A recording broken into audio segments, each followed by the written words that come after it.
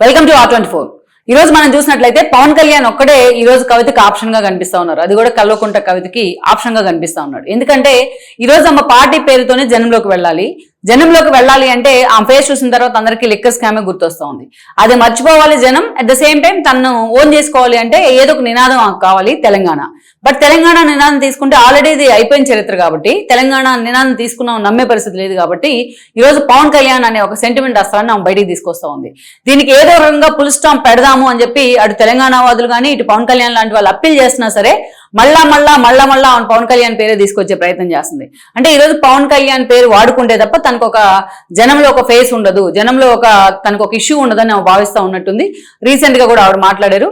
పవన్ కళ్యాణ్ గురించి చాలా దారుణమైన కామెంట్స్ చేయడం జరిగింది. ఇంతకీ కవిత ఏం మాట్లాడారు? పవన్ కళ్యాణ్ గురించి ఆ స్థాయిలో కవిత రెచ్చిపోవడానికి కారణం ఏంటి? కవిత మాటల్ని తెలంగాణ సమాజం అసలు విశ్వసిస్తుందా ఇలాగ మాట్లాడుతుంటే? పదే తెలంగాణ వాదాన్ని కవిత తెర మీదకి తీసుకురావడం ద్వారా అసలు ఏం సాధించాలనుకుంటున్నారు? పదే పవన్ కళ్యాణ్ ని టార్గెట్ చేయడం ద్వారా అసలు ఆమె ఏం కోరుకుంటున్నారు? ఈ అంశాలు తెలంగాణ సమాజం కూడా కవితను అడుగుతూ ఉంది, మనమే కాదు. అయితే వీటికి కవిత వైపు నుంచో పవన్ కళ్యాణ్ వైపు నుంచో కాదు, తెలంగాణ సమాజం వైపు నుంచి కూడా మనం ఆన్సర్ చెప్పుకునే ప్రయత్నం చేయాలి. ఇక్కడ ఏం జరుగుతూ ఉంది? ప్రొఫెసర్ నాగేశ్వర్ కేంద్రంగా ఇష్యూ స్టార్ట్ అయింది. సో ఆయన చేతుల నుంచి వెళ్ళిపోయింది. ఎప్పుడు ఆయన యుద్ధం మొదలు పెడతాను, యుద్ధం ముగిస్తాను, అది ఇదని ఏదో మాట్లాడారు. డీజీపీని కలిసారు. డీజీపీ తర్వాత మళ్ళా వచ్చి రౌండ్ టేబుల్ కాన్ఫరెన్స్ పేరుతో రచ్చరచ్చ చేసే ప్రయత్నం చేశారు. పవన్ కళ్యాణ్ బూతులు తిట్టించారు. చంద్రబాబు నాయుడు హెరిటేజ్ ని బ్యాన్ చేస్తామని చెప్పారు. ఎక్కడ పవన్ కళ్యాణ్ అమిత్ షా భేటీ, ఎక్కడ ప్రొఫెసర్ నాగేశ్వర్ మాట్లాడడం, దాన్ని ఏ స్థాయిలో హరీష్ రావు కవిత లాంటి వాళ్ళు ఒకరినొకరు డామినేట్ చేసుకునే విధంగా ఒకరి మధ్య ఒకరికి ఆధిపత్య పోరు. కవిత ఇష్యూ టేక్ ఓవర్ చేస్తే తమకు ఇష్యూ ఉండదు అనేది టీఆర్ఎస్ భయం, బీఆర్ఎస్ భయం. వాళ్ళు టేక్ ఓవర్ చేస్తే తనకి ఇష్యూ ఉండదు అనేది కవిత భయం. పార్టీ పెట్టి తెలంగాణ రక్షణ సేన పేరుతో హడావుడి చేస్తున్నా కనీసం కవితను పట్టించుకున్న నాదుడే లేడు. అందుకని ఆమె ఏదో ఒక రూపంలో జనంలోకి వెళ్ళాలి అంటే ఆంధ్ర తెలంగాణ విద్వేషాలను రెచ్చగొట్టాలి. అందుకే ఒక పక్క ప్రొఫెసర్ నాగేశ్వర్ తను అరెస్ట్ చేయలేదు మొర్రో అని చెప్తా ఉంటే, ఒక పక్క ఆయన అరెస్ట్ చేస్తే ఆయన మీద చేయేస్తే చంద్రబాబు నాయుడు ఇంటి ముందు ధర్నా చేస్తానంటూ కూడా మాట్లాడింది. ఆ తర్వాత హరీష్ రావు లాంటి వాళ్ళు మాట్లాడారు. వాళ్ళ మీద ఎంత నెగిటివిటీ వ్యక్తమైందో మనం చూసాం. తెలంగాణలో మీటింగ్ పెట్టుకుంటానంటే ప్రభుత్వం కూడా ఆయనకు పర్మిషన్ లేదు. దాని పర్మిషన్ ఇవ్వకపోయినా ఆయన ప్రెస్ మీట్ పెట్టారు. తానేంటి తెలంగాణ మీద తన చిత్తశుద్ధి ఏంటి అని చెప్పే ప్రయత్నం చేశారు. ఇంతటితోనైనా ఇక్కడ నుంచి ఈ విద్వేషాలకు ఫుల్ స్టాప్ పెట్టండి అని అప్పీల్ చేశారు. మరుసటి రోజు మళ్ళీ ఏపీ వెళ్ళి అక్కడ కూడా పవన్ కళ్యాణ్ ప్రెస్ మీట్ పెట్టారు. పెట్టిన తర్వాత అటు రేవంత్ రెడ్డి కానీ ఇటు కేటీఆర్ కానీ వాళ్ళు తెలిసి చేశారని నేను అనుకోవట్లేదు.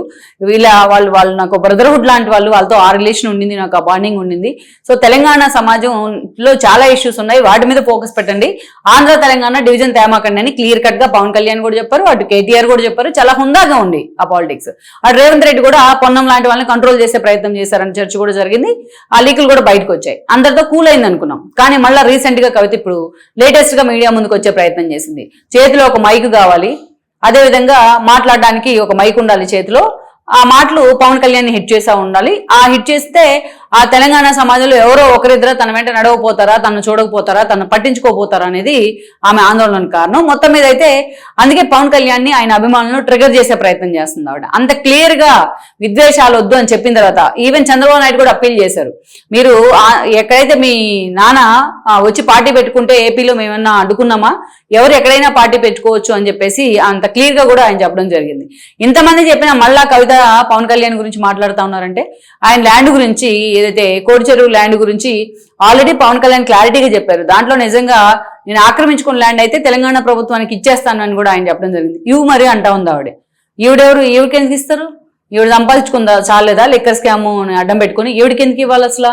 అంత క్లియర్ గా ఆయన చెప్పారు. హైడ్రాకి సంబంధించి రంగనాథ్ కూడా దీని మీద క్లారిటీ ఇచ్చిన తర్వాత మళ్ళా దాన్ని కావాలనే జనంలోకి తీసుకెళ్లే ప్రయత్నం చేస్తుంది ఆవిడ. కానీ ఎవరు పట్టించుకుంటారు ఈవిడ్ని?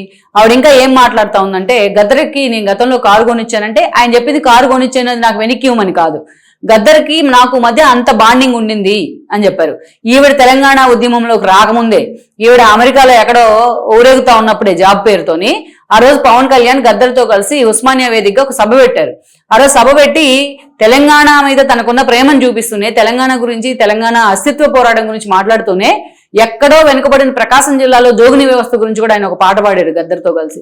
ఈవిడికి అసలు ఆ విషయాలు కానీ ఆయన మినిమం సెన్స్ కానీ లేదు. ఇంకా ఏపీకి సంబంధించి నీటి వాటాల గురించి కూడా మాట్లాడుతూ ఉంది ఆవిడ. ఈవిడ అలా చిటికేసి అలా పెట్టడం పాలమూరు రంగారెడ్డి అలా ముందుకు కదిలిందని చెప్తా ఉంది. ఎక్కడ చిటికలేసింది, ఎక్కడ మాట్లాడింది నాకు అర్థం కావట్లా. అండ్ వన్ మోర్ ఏం చెప్తా ఉందంటే, పవన్ కళ్యాణ్ తెలంగాణ ప్రజల మీద పడి ఏడుస్తూ ఉన్నాడు అని చెప్తా ఉంది. మీ సినిమాలు ఆంధ్ర కంటే ఇక్కడే ఎక్కువ ఆడతాయి, మీరు తిన్న ప్రతి పైసా కూడా తెలంగాణ ప్రజలదే అని చెప్తే ఎంత అసలు కవిత గారు మీకు బుర్ర బుద్ధి రెండు లేవండి మీకు నిజంగానే. ఎవరు మీకు స్క్రిప్ట్ ఇస్తున్నారో మీరు సరైన డైరెక్షన్ లో వెళ్ళట్లేదు, నిజంగా వెళ్ళట్లేదు మీరు సరైన డైరెక్షన్ లో. ఏంటి పవన్ కళ్యాణ్ సినిమాలు ఓన్లీ తెలంగాణలోనే ఆడుతున్నాయా, మరి ఆంధ్రాలో ఆడట్లేదా పవన్ కళ్యాణ్ సినిమాలు ఎక్కడ? ఎందుకు ఇట్లా ఈ విద్వేషాలు ప్రతి ఆఖరికి తిండి మీద కూడా విద్వేషాలా మీరు? ఆఖరికి ఇంకా ఏం మాట్లాడుతుంది ఆవిడ, ఏదైతే ఎక్కడెక్కడ తెలంగాణ కౌలు కళాకారులు మొత్తాన్ని వాళ్ళని వాడేసుకున్నారు మీరు, వాళ్ళకి ఒక పైసా కూడా ఇవ్వలేదు మీరు అని చెప్తా ఉంది. ఎవరైనా వచ్చి పవన్ కళ్యాణ్ మీద కంప్లైంట్ చేశారా? ఎవరైనా కవి కానీ కళాకారుడు కానీ పవన్ కళ్యాణ్ మమ్మల్ని వాడుకొని పక్కన పడేశాడు అని చెప్పి ఎప్పుడైనా కంప్లైంట్ చేశాడా? కనీసం ఒక ఎవిడెన్స్ పుట్టిస్తావు, నువ్వు తీసుకొస్తావు ఎవిడెన్స్? పుట్టించడం కాదు, సారీ. ఎంత రెచ్చగొట్టే ప్రయత్నం చేస్తున్నా అంటే అంత రెచ్చగొట్టే ప్రయత్నం చేస్తుంది. బుర్రా బుద్ధి నిజంగా లేవు ఆవిడకి.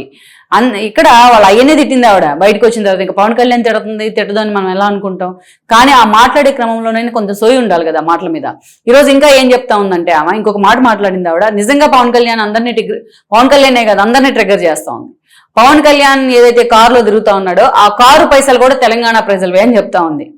ఇంకా మాకు బూతులు మాట్లాడడం రాదు, అంతకన్నా వెళ్ళడం కూడా మాకు రాదు, అందుకని మిమ్మల్ని ఆ స్థాయి కన్నా ఎక్కువ ట్రిగ్గర్ చేయలేకపోతున్నా.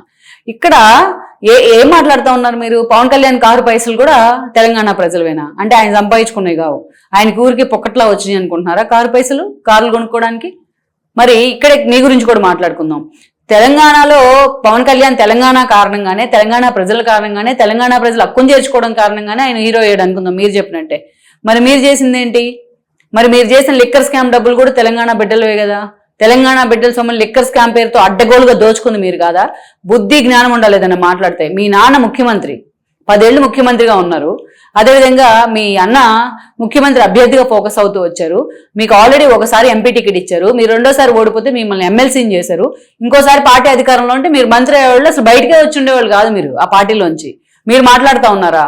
మొత్తం కేసీఆర్ హయాంలో అప్పుడు అంతా హరీష్ రావు, కల్వకుంట్ల తారక రామారావు, జోగినిపల్లి సంతోష్ రావు వీళ్ళ ఆధ్వర్యంలోనే ప్రభుత్వం నడిచిందండి. మీరు ఎక్కడున్నారు అప్పుడు? మీరు కూడా part in that TRS party కదా ఆ రోజున.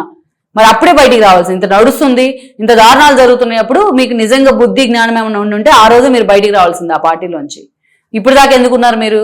అంటే మీరు మీ తండ్రిని అడ్డం పెట్టుకొని, తెలంగాణ ప్రజలను అడ్డం పెట్టుకొని, తెలంగాణ సెంటిమెంట్ అడ్డం పెట్టుకొని మీరు అరాచకాలు చేయొచ్చు, మీరు అడ్డగోలుగా లిక్కర్ స్కామ్లకు పాల్పడవచ్చు, కేజ్రీవాల్తో లింకులు పెట్టుకోవచ్చు ఢిల్లీ స్థాయిలో, ఇక్కడ నుంచి వైఎస్ఆర్సీపీతో లింకులు పెట్టుకొని సౌత్ కింగ్ పిన్ గా అరెస్ట్ అవ్వచ్చు.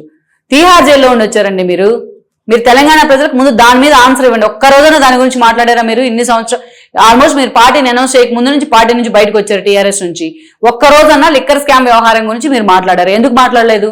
దానికి కదా మీరు ముందు సమాధానం చెప్పాల్సింది తెలంగాణ ప్రజలకి. పవన్ కళ్యాణ్ కారు కొనుక్కున్న సొమ్ము కూడా తెలంగాణ ప్రజలది అయినప్పుడు మీరు లిక్కర్ స్కామ్ చేసిన పైసలు మీరు లిక్కర్ స్కామ్ అడ్డం పెట్టుకుని మీరు సంపాదించిన కోట్లు కూడా తెలంగాణ బిడ్డల సొమ్మే. మీరు మాట్లాడతారా తెలంగాణ అస్తిత్వ పోరాటం గురించి?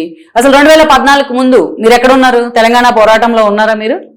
ఎక్కడో తెలంగాణ పోరాటానికి ముందు 1 year ముందు వచ్చి మీరు తెలంగాణ జాగృతి పెట్టారు. మరి అంతకుముందు మీరు అస్తిత్వ పోరాటాల గురించి వాటి గురించి కొట్లాడి తెచ్చుకున్నాం తెలంగాణ. మీకు అసలు ఎట్లా డ్రామా డైలాగులు రాసేది? ఎవరో నిజంగా డ్రామా డైలాగులు అవి.